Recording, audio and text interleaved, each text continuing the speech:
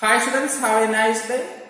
Let's continue with the bond parameters. In the last section we discussed about the bond parameters such as bond length, bond angle, bond enthalpy, bond order, etc. So in this section we are going to discuss about the resonance and the polarity of the bonds. What is resonance? I think you heard about resonance column experiment in the physics laboratory. Okay, resonating column. So in chemistry, resonance means a single Lewis structure cannot explain or cannot describe a molecule accurately. A number of structures are having similar energy, similar number of atoms or similar nuclei, position of nuclei is same. The bond pair and lone pair of electron are called canonical structures or resonance structures. The phenomenon is known as resonance. Once again, a single Lewis structure cannot describe a molecule accurately.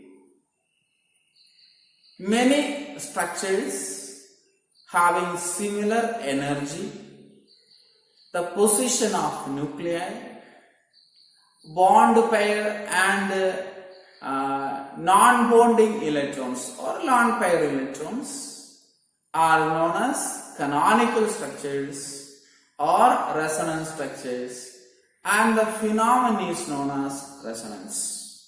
Okay, another Malayalam parayam. നമ്മൾ different മോളിക്യൂൾസിന്റെ Luis structure ഒക്കെ പഠിച്ചതാണ്. അപ്പോൾ ഒരു Luis structure വെച്ച് നമുക്ക് ഒരു മോളിക്യൂളിന്റെ properties explain ചെയ്യാൻ പറ്റില്ല. We use more than one structures. നമ്മൾ ഒന്നിൽ കൂടുതൽ റെസണൻസ് സ്ട്രക്ചേഴ്സ് യൂസ് ചെയ്യും ഒരു മോളിക്യൂളിന്റെ പ്രോപ്പർട്ടി എക്സ്പ്ലെയിൻ ചെയ്യാനായിട്ട്. അതിനകത്ത് ലൂയിസ് സ്ട്രക്ചേഴ്സിനെല്ലാം അല്ലെങ്കിൽ സ്ട്രക്ചേഴ്സിനെല്ലാം ആൾമോസ്റ്റ് സിമിലർ എനർജി ആയിരിക്കും. പൊസിഷൻ ഓഫ് ന്യൂക്ലിയയും സെയിം ആയിരിക്കും, അല്ലെങ്കിൽ പൊസിഷൻ ഓഫ് ആറ്റംസും സെയിം ആയിരിക്കും. ഇനി നമ്പർ ഓഫ് ബോണ്ടിങ് ഇലക്ട്രോൺസും നോൺ ബോണ്ടിങ് ഇലക്ട്രോൺസും സിമിലർ ആയിരിക്കും. അപ്പൊ ഇങ്ങനെയുള്ള സ്ട്രക്ചേഴ്സിനെ നമ്മൾ പറയുന്നതാണ് canonical structures or resonance structures, and the phenomenon is known as resonance. Okay, I think you understand. Okay, once again, a single Lewis structure cannot describe a molecule accurately. Many structures are used having similar energy, the position of nuclei, number of bonding and non-bonding electrons are taken as canonical structures or resonance structures, and the phenomenon is known as resonance. Okay, so let's take an example O3. Okay, just draw the structures of O3 on the board. Okay, as we know that O3 molecule, 3 oxygen atoms are there, and we calculate the formal charge of all these oxygen in the previous section.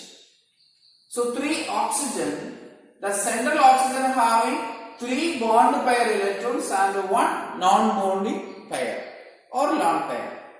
This oxygen 2 pair of electrons which do not take part in the bond formation, and this oxygen having 3 non-bonding pair of electrons or 3 lone pair electrons. Also we have to represent like this. Okay, a single bond between these 2 oxygen, double bond between these 2 oxygen. And we know the bond length. What is bond length? The distance between the 2 nuclei of bonded atoms in a molecule. Here the oxygen bond length is 148 picometer. Okay, oxygen bond length എത്രയാണ്? 148 picometer. Then oxygen double bond length is 121 picometer. But experimentally the bond length in the O3 molecule is same. Okay, experimentally the bond length of O3 is same. It is 128 picometer. Both oxygen bond length, this bond length as well as this bond length is same. It is 128 picometer. How we explain this 128 picometer? Okay, look at these two values, 148 and 121 picometer, and the actual bond length is in between 121 and 148 picometer. Okay, so the bond length between the oxygen atom is explained by resonance. Okay, the double bond is not located at a particular point. It is resonating. Okay, the bond length is resonating. The double bond is shifted to this side. Double bond is here. This becomes single bond. And remember that the number of bond pairs and non-bonding electron pairs are same. Here, central atom 1 lone pair, 2 lone pairs, 3 lone pairs. In this molecule, central atom having 1 lone pair, then 3 lone pairs, 2 lone pairs. Okay, and the resonance is represented by a double-headed arrow. How a resonance is represented? Resonance is represented by a double-headed arrow. And this is known as resonance hybrid. Now we have to explain that this is 128 picometer and this also 128 picometer. Are you clear? Okay, I think you understand what is resonance. Similarly, in benzene. Okay, benzene, C6H6. In benzene, the 6th carbon atom is covalently bonded. And 6th hydrogen is bonded to the 6th carbon atom. And there are 3 alternative double bonds. Okay, let's number the carbon atom 1, 2, 3, 4, 5, 6. Also we have to represent this molecule like this.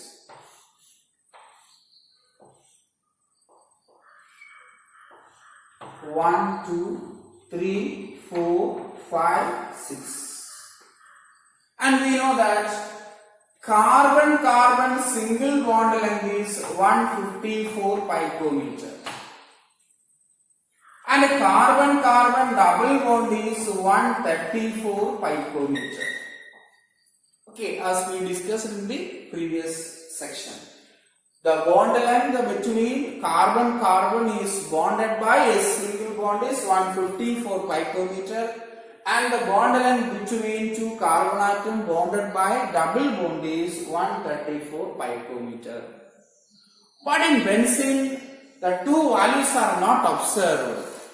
Experimentally, the carbon-carbon bond length is determined is 139 picometer.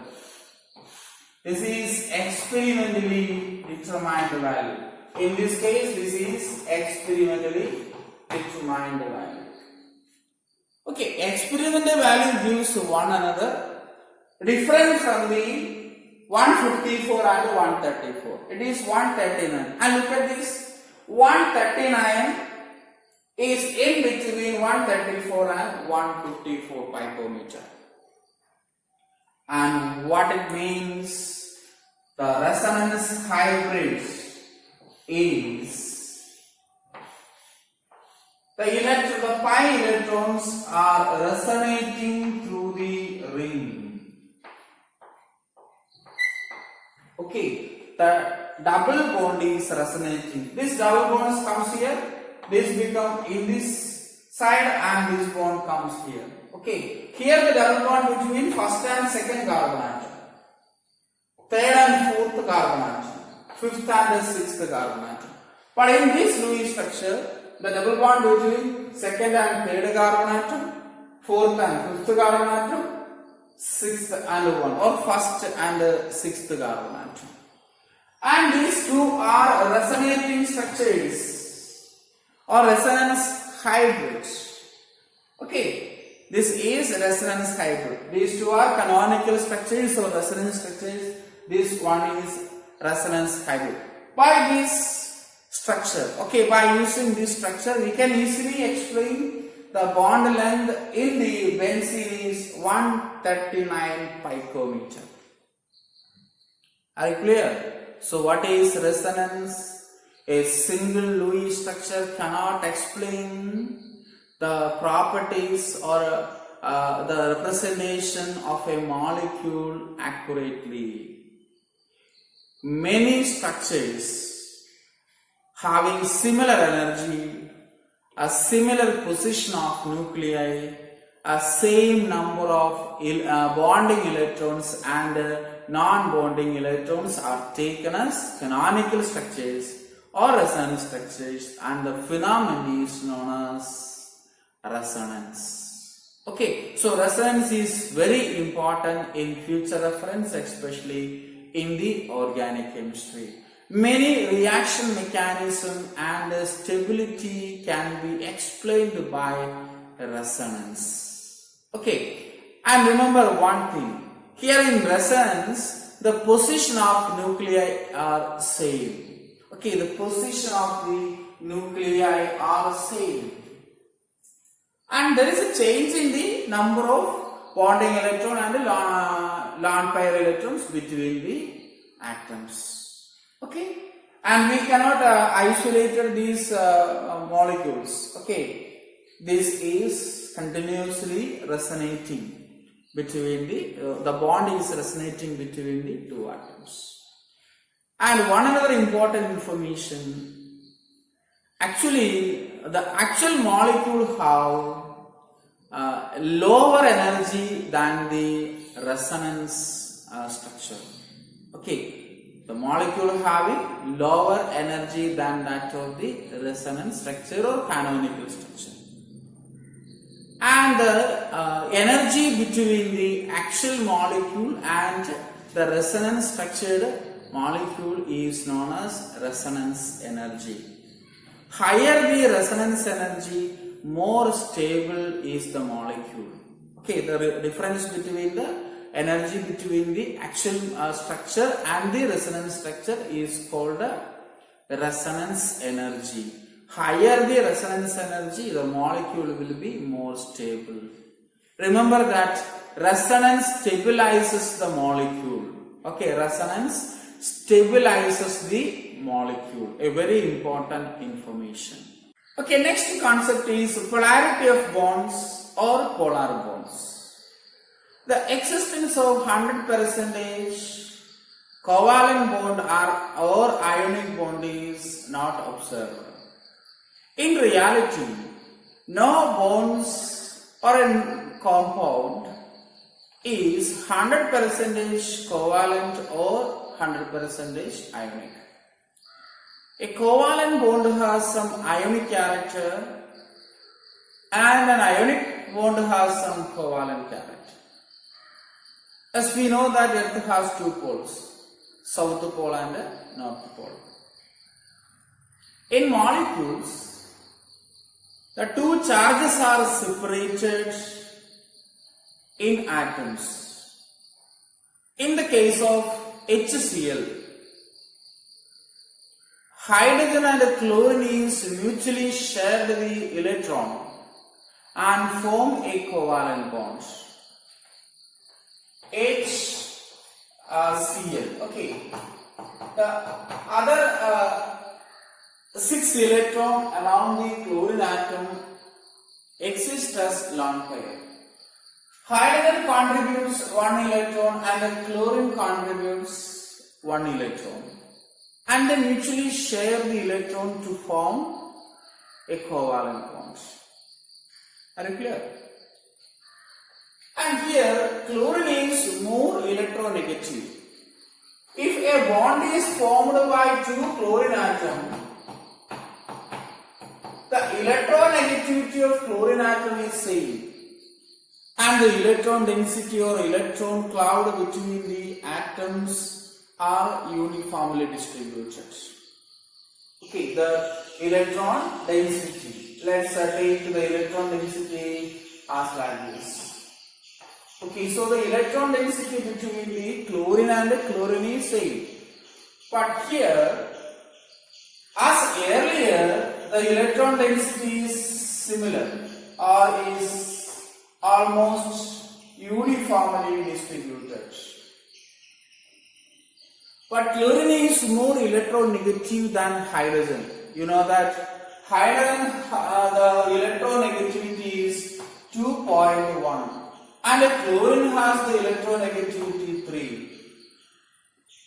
And what happens? You know that what is electronegativity? Electronegativity is the tendency to pull the bonded or shared electron towards it. Chlorine pull the electron towards it, and more electron is at the chlorine atom. Okay, now more electron is at the chlorine atom. The electron do not take by the chlorine atom. The electron cloud, the electron density is more towards the chlorine atom because chlorine is more electronegative. And chlorine acquires a partial negative charge, and at the same time the hydrogen acquires partial positive charge. Now this bond is polarized. One atom acquires negative charge, other atom acquires positive charge. And this is called polarity of bond, and the bond is called polar bonds. Okay, the bond is called polar bonds. So what is polarity?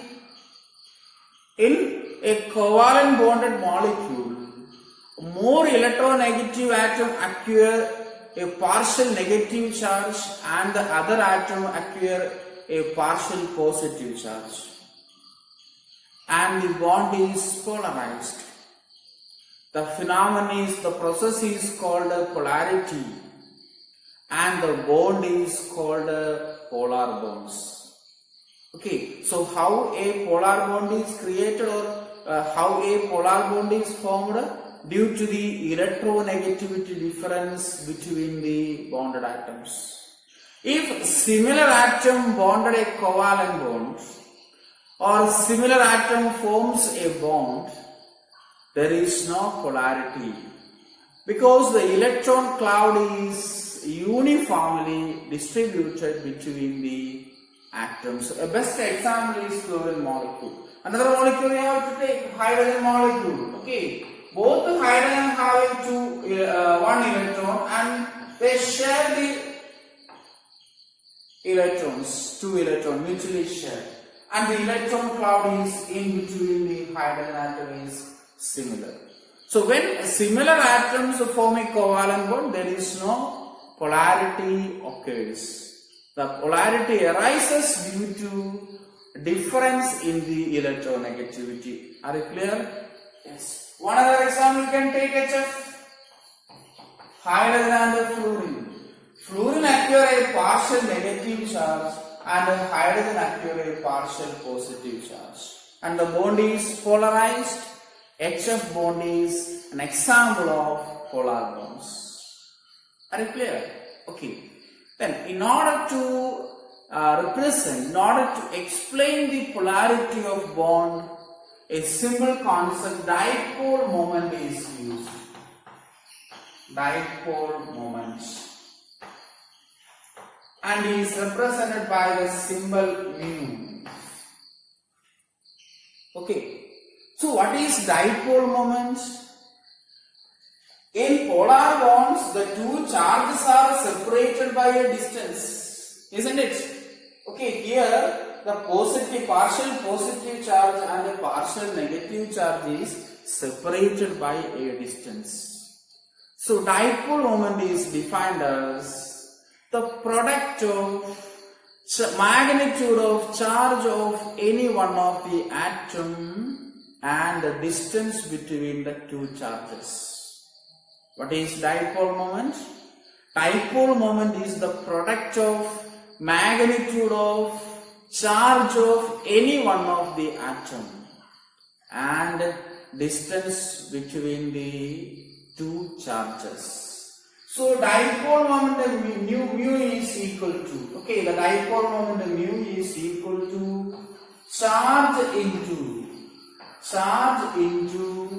distance between the two charges. I shortly written distance. Okay, you remember distance between the two charges. And the charge is represented by the letter Q, capital Q or small q. And the distance is R. Or in some other reference book, D is taken. So what is mu? The dipole moment mu is equal to QR. The charge into distance between the two charges. Okay.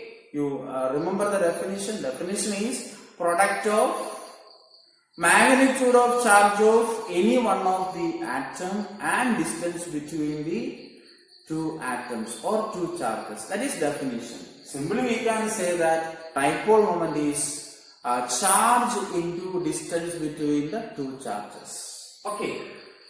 Then the dipole moment is usually represented, or the unit or SI unit of dipole moment is d by and is denoted by d. Okay, name of a scientist d by. Then 1 d by is equal to 1 d by is equal to 1 into 10 raised to minus 18 ESU. ESU means electrostatic unit. Okay, what is ESU? Electrostatic unit.